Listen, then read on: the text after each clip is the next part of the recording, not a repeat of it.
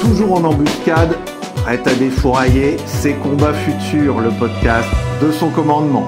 À l'ordre du jour, ou de la nuit, c'est selon, ce qu'on oublierait presque à force d'être au cœur du métier de soldat, sa capacité à se défendre et attaquer. En fantassin, l'armement léger.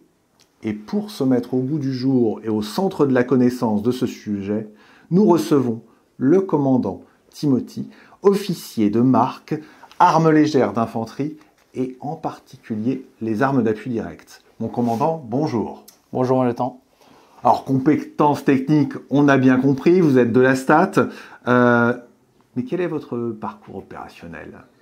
Alors, mon lieutenant, d'abord, je vous corrige parce que vous m'avez appelé commandant, mais je suis chef de bataillon. C'est l'appellation pour un officier d'infanterie. Mon parcours est celui d'un officier d'infanterie, donc officier sous contrat d'origine.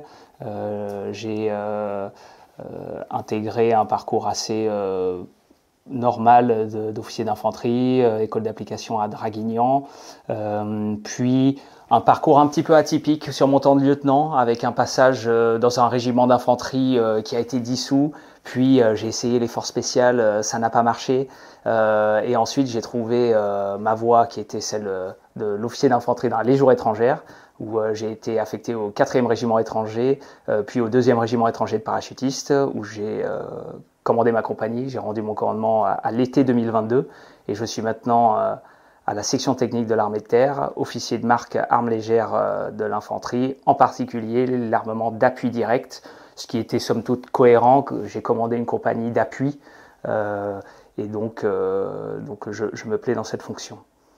Alors, officier de marque Ali, quel est cet acronyme et abordons le fondamental. Quelle est la définition de cet Ali ? Alors, ALI, armes légères de l'infanterie, définition assez compliquée de donner. Je vais me forcer de rester sur la notion d'armes légères.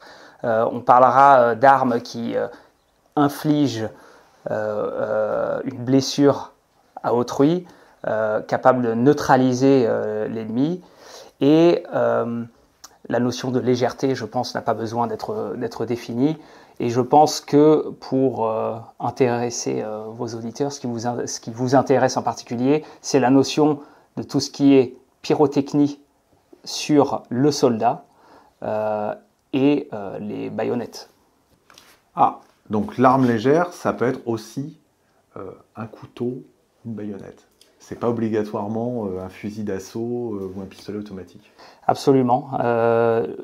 La pyrotechnie fait évidemment référence à ce qui nous vient de plus intuitif sur le fantassin, le soldat de l'infanterie, mais on nommait souvent que chaque fusil d'assaut détient une baïonnette et donc on est en mesure de l'utiliser. Alors l'arme légère, est-ce qu'il est aussi question de diamètre de munitions ? Absolument. On part en ce qui concerne la section technique de l'armée de terre, donc on est certes des officiers de marque sur l'armement, mais également des munitions. Munitions de petit calibre, de 9 mm jusqu'à la munition de 12,7, vulgairement, voilà. On s'occupe également des lance-grenades, donc de plutôt basse vitesse, du 40 par 46 par exemple, et également toute la panoplie de missiles moyenne portée. Je ne rentrerai pas dans le détail aujourd'hui parce que ce n'est pas exactement mon domaine, même si ça fait partie intégrante de l'appui direct, et également des lance-grenades à répétition qui sont plutôt utilisées par les forces spéciales, et là aussi je me cantonnerai de rester sur l'armement de l'infanterie régulière plutôt que les forces spéciales, parce que là on en aurait pour très longtemps. Alors vous nous avez parlé et donné le nom de certaines de ces armes. Quelle est notre dotation en fait dans l'armée de terre en matière d'ALI ? Alors pour vous donner un ordre de grandeur, l'arme d'infanterie du futur, le HK 416, HK Heckler & Koch 416, on est environ à 120 000 armes, donc de fusils d'assaut pour l'armée de terre. Voilà, c'est pas des chiffres exacts, c'est un tout petit peu moins, mais c'est ce qu'on vise. Et ensuite, je ne vais pas vous détailler les tireurs de précision, l'armement des tireurs d'élite, mais vous pouvez rajouter à peu près une cinquantaine de milliers d'armes de fusils de précision et de lance-grenades. Et concernant les pistolets automatiques? Alors, aujourd'hui, on utilise les Glock 17, donc de manufacture autrichienne. On serait sur le même ordre de grandeur, environ entre 100 000 et 150 000.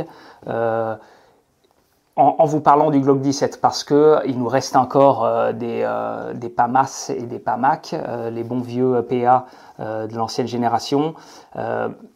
C'est pas à ça qu'on pense quand on parle des armes d'infanterie d'aujourd'hui. Alors on parle de dotation, mais avec les derniers rétex, est-ce qu'on va vers une double, une triple, une quadruple dotation? Est-ce que le soldat d'infanterie doit être paré de 12 armements différents? Alors là, vous touchez un peu le cœur, je ne vais pas dire du problème, mais de la recherche en fait, c'est plus une recherche doctrinale qu'une recherche vraiment technique. Donc je vais humblement donner mon avis là-dessus. On parle de différenciation aujourd'hui. Chaque régiment pense comme il le souhaite. Quand on pense l'armement du fantassin, on parle de l'arme de l'infanterie, mais on parle également des autres armes, et chacun voit les choses différemment. Donc ça, c'est déjà un premier problème. Un deuxième problème, ça va être le milieu dans lequel on va utiliser nos armes. On n'a pas besoin du même nombre d'armes par rapport à certains milieux. Si on va faire du combat amphibie, c'est pas pareil que de faire du combat dans les rues de Paris sur la mission Sentinelle. En revanche, d'une manière globale, aujourd'hui, on cherche à avoir minimum une double dotation pour tous les soldats, c'est-à-dire minimum le pistolet automatique et un fusil d'assaut. Pour les tireurs d'élite, on va même aller jusqu'à la triple dotation, mais vous imaginez bien, ça va poser des problèmes d'ergonomie et également l'ergonomie, le poids, la taille et l'encombrement en fait du fantassin. Et justement, sur ces enjeux de l'arme légère du futur, est-ce qu'on peut encore jouer aujourd'hui sur le poids et l'encombrement? C'est le cœur du problème, parce que, j'ai parlé de différenciation tout à l'heure, on veut travailler en multi-champ et multi-milieu. L'utilisation, par exemple, des forces spéciales, je vais essayer de ne pas trop en parler, même si ça concerne le fantassin de l'armée régulière, parce que le combat en zone urbaine, on va vouloir avoir un calibre de munitions qui va pouvoir se répartir sur un grand champ. Je pense par exemple au calibre 12, le Bellini Supernova qui est dans nos forces. Mais on va également vouloir faire du tir de précision. On va vouloir saturer la zone avec de la mitrailleuse. Tout ça veut dire qu'on a besoin de plusieurs effets, plusieurs munitions donc, à grande quantité, et avec plusieurs armes. Le poids c'est démesuré. Quand on voit une section d'infanterie qui est le dernier pion de manœuvre, quand on voit la panoplie d'armes qu'on va lui donner, il y a un moment où ça va coincer, où on ne pourra pas tout lui donner, et puis le fantassin est encore obligé de porter ses munitions pour approvisionner ses mitrailleuses, pour approvisionner ses tireurs d'élite, ses tireurs de précision. Donc il va falloir trouver un bon compromis entre la taille de l'arme, le poids de la munition et l'effet que ça va avoir sur le terrain. C'est très compliqué, et c'est pas moi aujourd'hui qui vais vous dire voilà la meilleure combinaison, parce que ça dépend du milieu et ça dépend de la personne qui l'utilise. Alors justement, la capacité en munitions et son augmentation, est-ce que c'est toujours d'actualité? Alors tout à fait, c'est d'actualité. Là encore, je ne vais pas parler ni de géopolitique, ni de la vision stratégique qui ne me concerne pas. Humblement, au niveau de la section technique de l'armée de terre, on souhaite avoir de la quantité et de la qualité. banalité, somme toute. En France, compliqué de s'approvisionner en munitions, voire impossible. Nous avons des industries de fabrication de munitions, mais pas à grande échelle, à petite échelle, qui se heurtent en plus à des problèmes éthiques pour augmenter leur capacité de production. Donc là aussi, je vais essayer de ne pas trop rentrer dedans. En revanche, en Europe, nous n'avons pas ce problème. Et à la section technique de l'armée de terre, nous travaillons avec les industriels de l'ensemble des pays européens. Et effectivement, il va falloir produire plus et rapidement, tout en gardant la qualité. La méthode française pour les munitions prend du temps parce qu'il va falloir avoir un gage de qualité sur la munition. La DGA, la Direction Générale de l'Armement, mettra son nez dedans. C'est long et compliqué, mais on y arrive. Alors, toujours pour rester sur le thème de la munition, quelles sont les nouveautés? J'ai entendu parler de choses électromagnétiques, de lance-filets, de cartouches autocombustibles, je ne sais quoi. Est-ce qu'il y a des nouveautés en matière de munitions? C'est encore du domaine de la veille technologique. On appelle ça chez nous de la veille technologique. Actuellement, c'est toujours pour l'armée, pour l'infanterie, on va parler de 9 mm, de 5,56, de 7,62, de 12,7, pour rester dans le basique. Effectivement, nous allons tendre vers peut-être l'utilisation de laser pour, par exemple, la neutralisation dans la lutte anti-drone, par exemple. Mais c'est coûteux, c'est difficile d'utilisation. Il faut réfléchir au fantassin qui va sortir de formation, qui va devoir utiliser ça rapidement. La ressource humaine doit pouvoir suivre dans ce domaine-là. Ensuite, on aurait des munitions qui seraient équipées de petits filets pour pouvoir là aussi utiliser la lutte anti-drone ou autre. Mais là encore, c'est pas encore dans nos forces et c'est demain qu'on en aura, mais pas tout de suite. Alors on connaît le fantassin français pour sa rusticité. En matière d'armement, est-ce qu'on va aussi vers toujours plus de rusticité malgré la technologie et aussi, ce qui est important, de plus en plus de réparabilité par le fantassin lui-même? C'est là aussi un des grands problèmes qui va nous être posé. On va avoir beaucoup de technologie pour être plus efficace, mais la technologie doit pouvoir suivre sur le temps long dans des terrains difficiles. Je vous ai parlé du multi-champ, multimilieu tout à l'heure.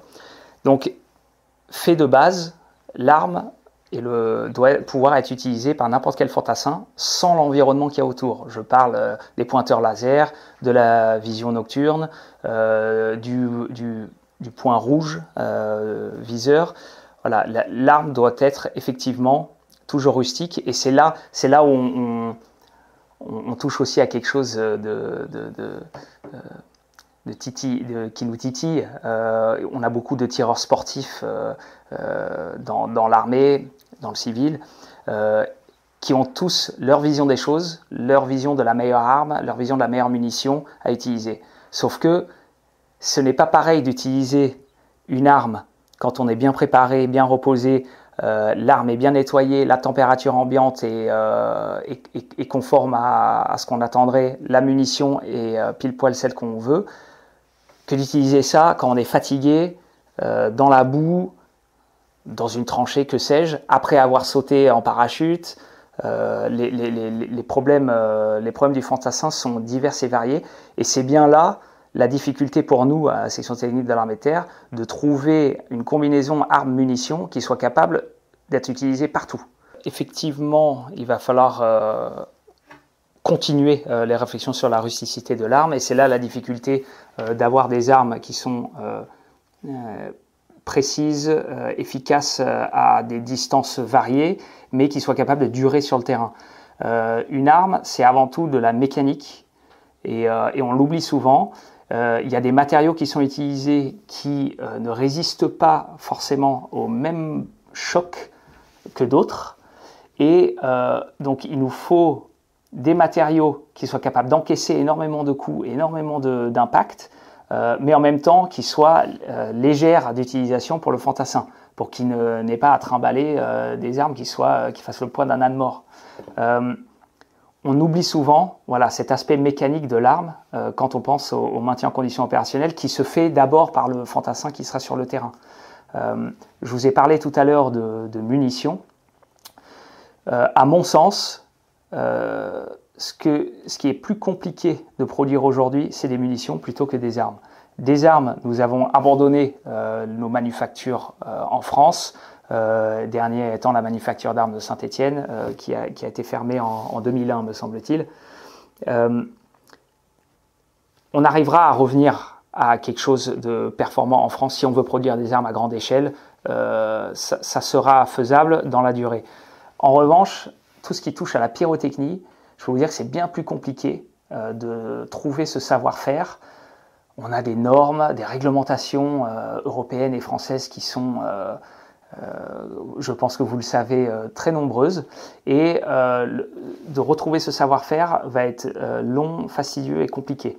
Là, je suis plus pessimiste sur la capacité qu'a la France à retrouver quelque chose dans le domaine de la production de munitions à grande échelle dans les 10, même 15 années à venir. Je pense qu'il faut réfléchir à plus long là-dessus.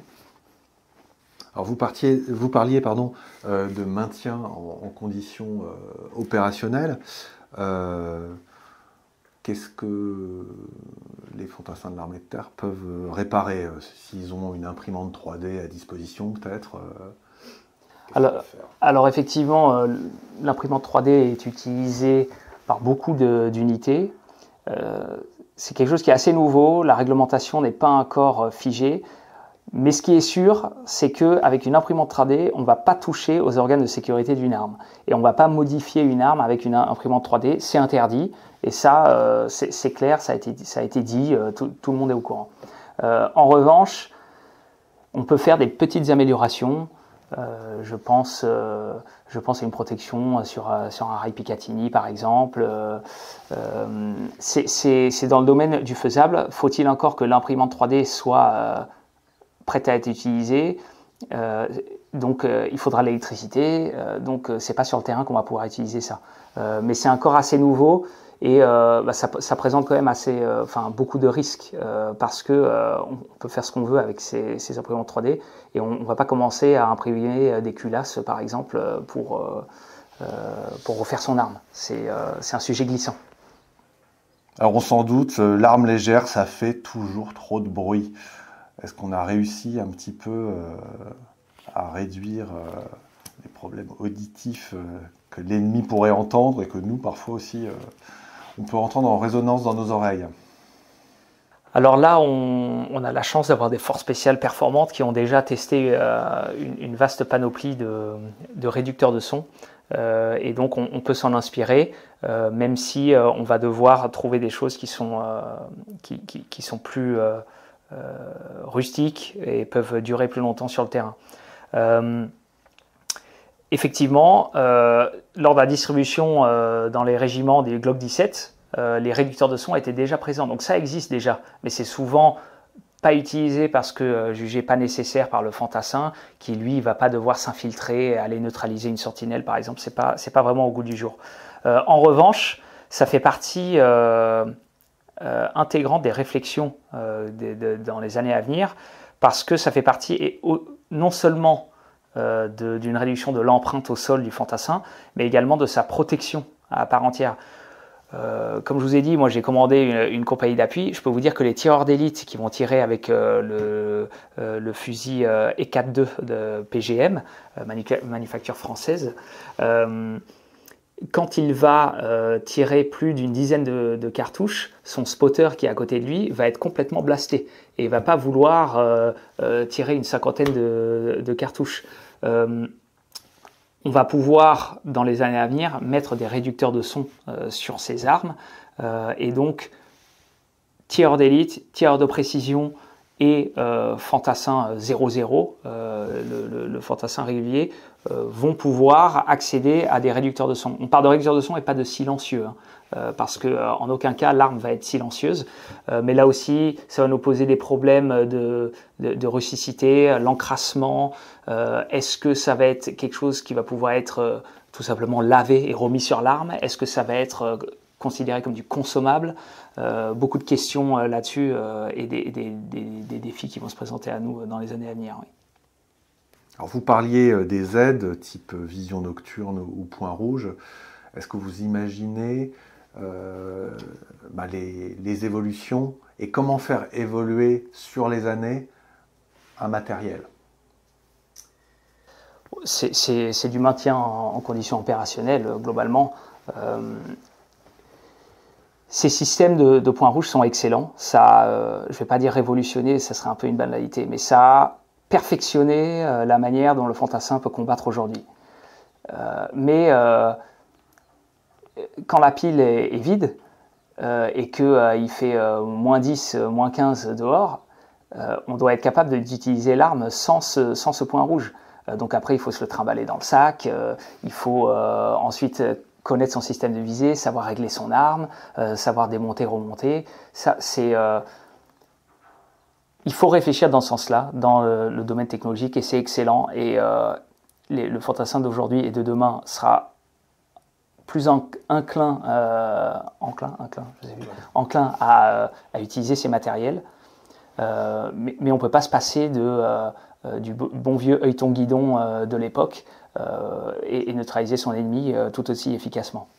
Alors, ce qui change l'efficacité des armes légères, c'est la technique de ces servants. Comment le soldat français va s'accaparer ses savoirs et est-ce que ça va changer aussi la façon dont on procède à l'instruction sur le tir de combat? Alors, pareil, là, je vais essayer de rester humble. C'est pas du domaine de la section technique de l'armée de terre de réfléchir à l'instruction sur le tir de combat, mais c'est vrai qu'on est en collaboration très étroite avec l'école de l'infanterie à Draguignan. Et puis, étant officier d'infanterie, je suis passé par ces formations et je vois déjà que entre ce que j'ai appris dans ma petite carrière il y a maintenant 14 ans a déjà bien changé. Et la manière d'instruire le jeune fantassin aujourd'hui a évolué dans le bon sens, à mon avis, parce qu'on donne plus de souplesse dans l'instruction. On souhaite donner le goût du tir au fantassin. Je trouve humblement ce qui a évolué dans les dernières années. C'est fini le nettoyage qui va durer pendant des heures. C'est fini le montage-démontage à répétition qui, à un moment, perd son efficacité. On essaie d'être plus pragmatique dans l'instruction en donnant en fait des méthodes d'utilisation, de maîtrise de l'arme au jeune fantassin qui lui permettent pas de faire ce qu'il veut, mais d'adapter son arme à lui aussi. La manière dont il va positionner ses optiques, la manière dont il va utiliser ses chargeurs. Maintenant, on a des chargeurs en polymère, par exemple, qui sont autorisés d'emploi. Donc, il y a un petit côté geek aussi qu'on octroie aux fantassins. Et ça, je pense que ça permet d'appréhender différemment le tir de combat parce que le fantassin a plus de souplesse, tout simplement. Mais il n'y a pas de révolution. Je ne vais pas, malheureusement, pas vous donner de scoop aujourd'hui. On n'a pas appris de nouvelles méthodes qui vont faire que le fantassin tire mieux. C'est pas devenu un ninja qui a des nouvelles armes et qui fait ce qu'il veut. En revanche, plus de souplesse dans la manière de pratiquer le tir, de conduire le tir. On peut être plusieurs sur le champ de tir. Évidemment, le tir sera toujours commandé et les règles de sécurité sont respectées. On peut changer d'armement aussi? On peut changer d'armement, mais ça a toujours été instruit aux fantassins de basculer du fusil d'assaut à l'arme courte. Ça a toujours été instruit. En revanche, on va changer de zone de tir, peut-être apprendre à tirer dans les jambes par exemple, ou dans les zones qui sont non létales. C'était quelque chose qui n'était pas instruit jusqu'à présent. C'est une des pistes qui va être envisagée parce que sur le territoire national, le soldat sur le terrain, sur la mission Sentinelle, ne va pas forcément chercher à détruire son objectif à chaque fois. Donc c'est là aussi un sujet de réflexion. Alors pour vous, est-ce qu'il y a une spécificité de l'utilisation des armes légères dans l'armée de terre française par rapport aux autres pays? Non, je pense que c'est assez... c'est globalement mondialisé, et puis là aussi le partage des savoir-faire, la copie de ce qui se fait ailleurs a fait qu'on fait tous globalement la même chose. Là aussi, peut-être que je me trompe, mais je pense pas. Les savoir-faire du fantassin sont globalement pareils dans tous les pays. On partage nos savoir-faire sur, par exemple, des salons de l'armement, des exercices interalliés. On s'inspire de ce que font les autres, et puis on regarde également ce qui se fait à Hollywood, hein, et puis on essaie de copier ce qui se fait de bien dans les films. Et comment ne pas finir sans aborder le thème présent par millions sur les derniers conflits, le drone. Alors le drone n'est-il pas la nouvelle arme légère par excellence? Adieu les autres. Effectivement, c'est une vraie problématique, et ce que je peux vous dire, c'est que à la section technique de l'armée de terre, nous avons bien intégré cette problématique pour nos évaluations et le suivi des programmes d'armement futurs. Effectivement, les drones sont maintenant intégrés dans notre groupement, et nous effectuons de la veille technologique sur ce domaine. Il y a plusieurs choses. Le drone, on peut l'utiliser effectivement dans l'offensive, mais l'urgence va être de pouvoir riposter face à cette menace et se protéger face à cette menace. Donc là où on essaye de trouver des solutions rapides, ça va être la lutte anti-drone, avoir des essaims qui viennent sur le fantassin, un drone à vitesse rapide qui va chercher à neutraliser le fantassin. Et là, l'AELI est complètement impliqué dans cette lutte. Il va falloir pouvoir faire des tirs réflexes à courte distance sur un objet qui est rapide. Je peux vous dire que c'est extrêmement difficile, et actuellement, on n'y arrive pas. Il va falloir trouver d'autres solutions, intégrer l'IA, utiliser des méthodes peut-être autres que la pyrotechnie pour pouvoir arrêter ces menaces. Mais effectivement, le drone comme arme légère pour le fantassin, bien sûr. Merci chef de bataillon Timothy, officier de marque AELI à la STAT, d'avoir sillonné pour nous le large champ du monde des armes légères. Combat Futur récolte le fruit des recherches de nos novateurs pour mieux se nourrir encore à l'avenir. Le salut vous va.